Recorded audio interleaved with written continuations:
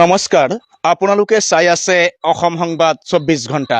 আজি আমি অসম সংবাদ 24 ঘণ্টায় আহি উপস্থিত হৈছোঁ শোণিতপুৰ জিলাৰ অন্তৰ্গত ৰাক্ষসমাৰী আৰক্ষী চকী এলেকাৰ ভুটিয়ালি গাঁৱত। আৰু এই ভুটিয়ালি গাঁৱৰ এগৰাকী বোৱাৰী যোৱা 26 মাৰ্চ 2026 তাৰিখৰ পৰা ঘৰৰ পৰাই নিৰুদ্দেশ হৈছে।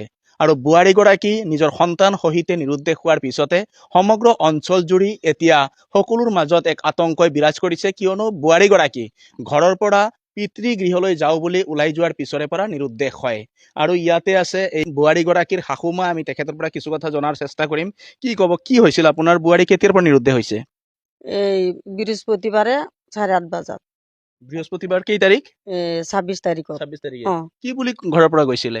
কৈছে মেডিকেল যাব, মেডিকেলৰ পৰা মা দেউতাৰ ঘৰত যাব, ল'ৰা এটা আছে, তাৰ পৰা ল'ৰা লৈ ঘৰত আহিব, কেইদিন ফুৰি আহিব, এইটো কৈছে।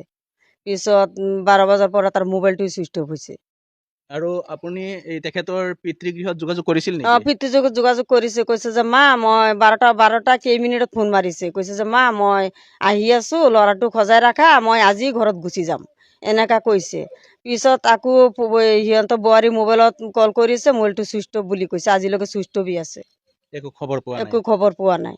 আৰক্ষীয়ে একো খবৰ দিব পৰা নাই নেকি? আৰু কিয় খবৰ দিব পৰা নাই? হয়, ইতিমধ্যে শুনিলে এনেদৰেই এগৰাকী বোৱাৰী নিৰুদ্দেশ হৈছে এই ৰাক্ষসমাৰীৰ ভুটিয়ালি গাঁৱৰ পৰা। আৰু এই ভুটিয়ালি গাঁৱৰ বোৱাৰীগৰাকী 25 বছৰীয়া বোৱাৰীগৰাকী নিৰুদ্দেশ হৈছে 4 বছৰীয়া সন্তান সহিতে। আৰু এই বোৱাৰীগৰাকীক বিচাৰি এতিয়া অঞ্চল জুৰি সকলোৰে মাজতে এক আতংকই বিৰাজ কৰিছে, কিয়নো বোৱাৰীগৰাকী যিহেতু পিতৃগৃহলৈ বুলি ওলাই গৈছিলে, প্ৰথমতে তেজপুৰ মেডিকেল কলেজ হস্পিটেলত চিকিৎসা কৰি তাৰপিছত পিতৃগৃহলৈ যাম বুলি কৈছিলে, যদিও পিতৃগৃহতো যোৱা নাই বোৱাৰীগৰাকী। আৰু লগতে আছে 4 বছৰীয়া সন্তান। এতিয়া ইয়াকে লৈ সকলোৰে মাজত এক আতংকই বিৰাজ কৰিছে। বোৱাৰীগৰাকী ক'ত আছে, কি ধৰণে আছে, এই বিষয়টোৱে এতিয়া সকলোকে আতংকিত কৰিছে।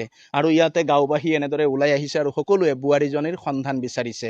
আৰু আমি অসম সংবাদ 24 ঘণ্টাই আজি এই পৰিৱেশ দেখুৱাই আছো এই ৰাক্ষসমাৰীৰ এই পৰিয়ালটোৰ ঘৰৰ পৰাই, ৰাক্ষসমাৰীৰ ভুটিয়ালিৰ ঘৰৰ পৰা।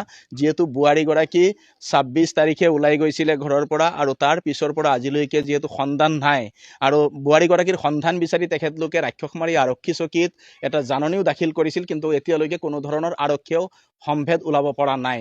সেয়েহে আজি তেখেতলোকে সংবাদ মাধ্যমৰ জৰিয়তে কোনোবাই যদি বোৱাৰীগৰাকীক বা এই 4 বছৰীয়া সন্তানটিক ক'ৰবাত দেখিবলৈ পায়, তেতিয়াহ'লে ৰাক্ষসমাৰী আৰক্ষী চকী নাইবা বোৱাৰীগৰাকীৰ যি শাশুমা বা তেখেতৰ পৰিয়ালৰ লোকৰ সৈতে যোগাযোগ কৰিবলৈ অনুৰোধ জনাইছে।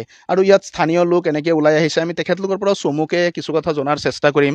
দেখা গৈছে এগৰাকী বোৱাৰী আজি প্ৰায় 5 দিন হৈ গ'ল নিৰুদ্দেশ হৈ আছে, কি ক'ব? 5 দিন হৈ গৈছে